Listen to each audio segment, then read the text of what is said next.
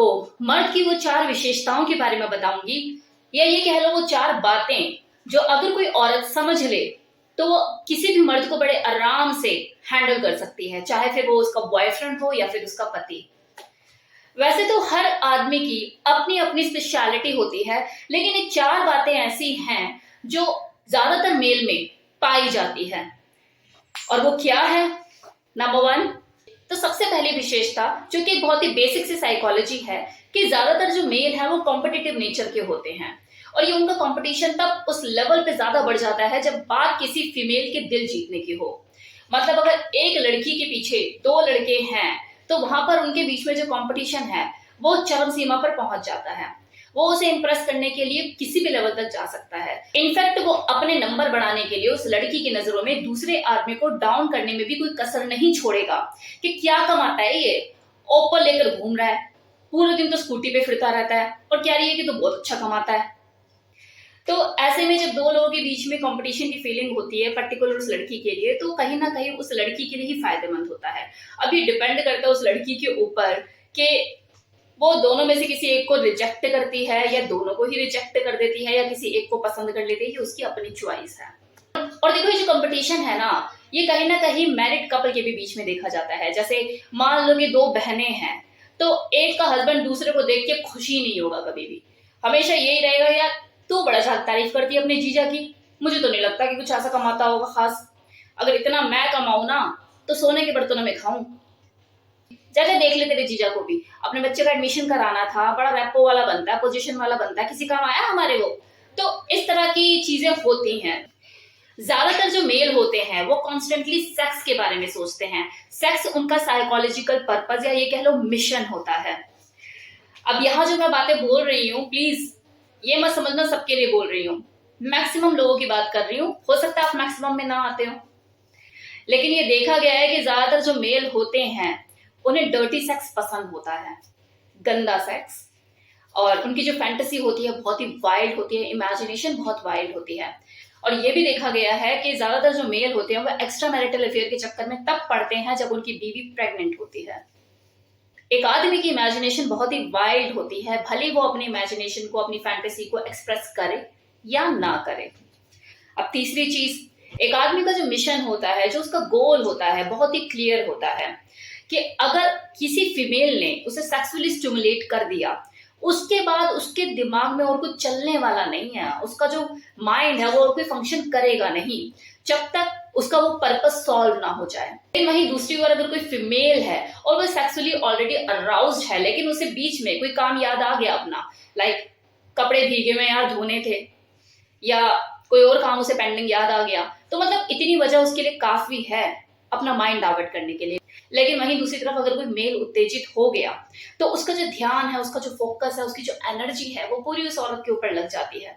उसके दिमाग में बस एक ही चीज चलती है, अब तू आ जा, या तो तेरे को छेड़ना नहीं चाहिए था, अब तूने छेड़ दिया है तो आ जा, बस ऐसे कैसे पूरा करके जा, छोड़ मत बीच में, कपड़े वपड़े धुलते रहेंगे, बाद में होता रहेगा सारा काम, अब तू आ जा। और ये चीज इसलिए भी होती है मर्दों में क्योंकि एक बार उत्तेजित होने के बाद उनकी जो लिबिडो होता है, आई मीन यौन इच्छा, वो तीव्र हो जाती है। 4th पॉइंट, ज्यादातर जो मेल होते हैं एक बार उत्तेजित होने के बाद खुद पर कंट्रोल नहीं कर पाते। उनके दिमाग में बस एक ही चीज चल रही होती है कि ऑर्गेजम तक पहुंचना है जल्दी से जल्दी, और एक बार उनका ऑर्गेजम रिलीज हो जाए फिर उनका स्विच ऑफ हो जाता है। दोबारा उसके अंदर वही अफेक्शन, वही लव, केयरिंग उस लेवल पे आना मुश्किल हो जाता है। ऐसा लगता है अगले की हवा निकल गई हो। और ये ऐसा होता भी इसलिए है क्योंकि जब एक बार उसका ऑर्गेजम रिलीज हो जाता है तो उसके अंदर जो डोपामाइन हार्मोन, जो टेस्टोस्टेरोन हार्मोन होता है, उसका जो लेवल होता है वो डिक्रीज होना शुरू हो जाता है। तो जब उसका हार्मोन का जो लेवल है वो डिक्रीज होना शुरू हो जाएगा तो उसकी उत्तेजना को पंप कहाँ से मिलेगा? अब जैसे कितनी ही वाइफ है जो अपने हस्बैंड की इसी आदत से परेशान रहती है कि यार तुम्हारा जो प्यार है ना सिर्फ 10 मिनट का है, 10 मिनट तो मुझसे खूब लिपटा चुट्टी करोगे और जैसे तुम्हारा ऑर्गेजम रिलीज हो जाता है 10 कोस की दूरी बना लोगे मुझसे, जैसे किसी दुश्मन के साथ लेते हो। तो ऐसे में किसी अगर औरत को अपने हस्बैंड के अंदर दोबारा वो पागलपन देखना है तो उसे दोबारा उसे स्टिमुलेट करना पड़ेगा, उसके अंदर हवा भरनी होगी, उसकी बैटरी चार्ज करनी पड़ेगी। ये वो 4 बातें हैं जो ज्यादातर मेल में पाई जाती हैं।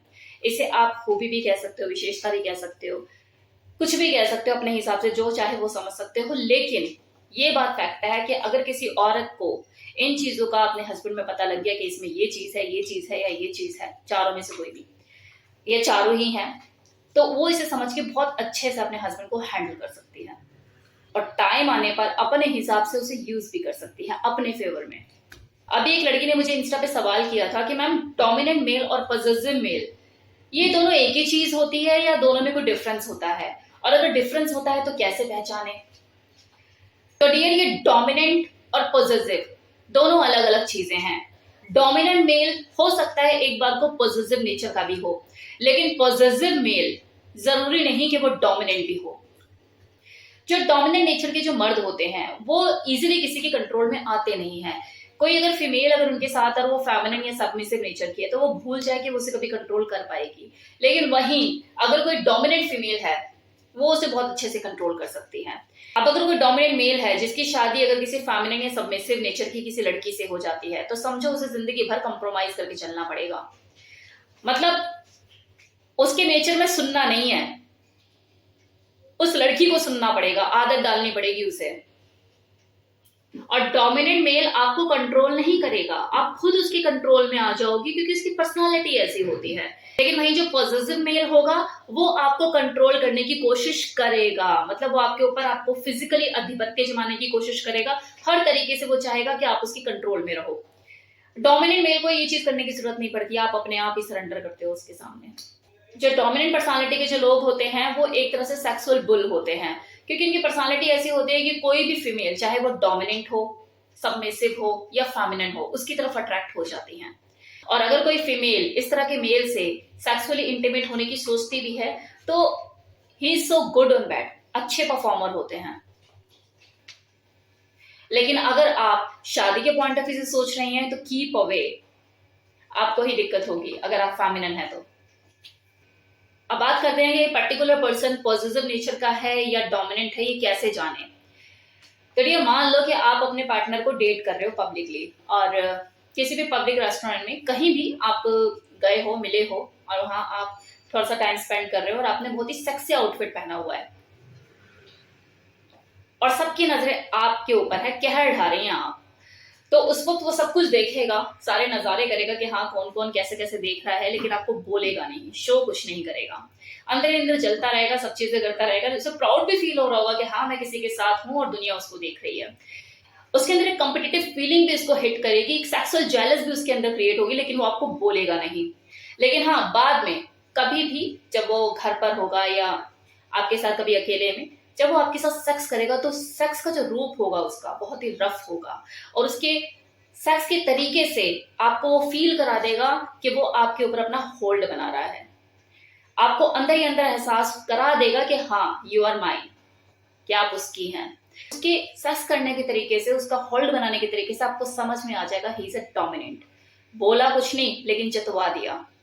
अब वही अगर मान लो कि कोई पॉजिटिव मेल है और आप उसके साथ अगर डेट पर हो और आपको ये जानना है कि पॉजिटिव है या नहीं, आप उसके साथ सेक्सी आउटफिट पहनकर गए तो ना आपको झेल पाएगा ना औरों को झेल पाएगा, अंदर ही अंदर कुड़ता रहेगा।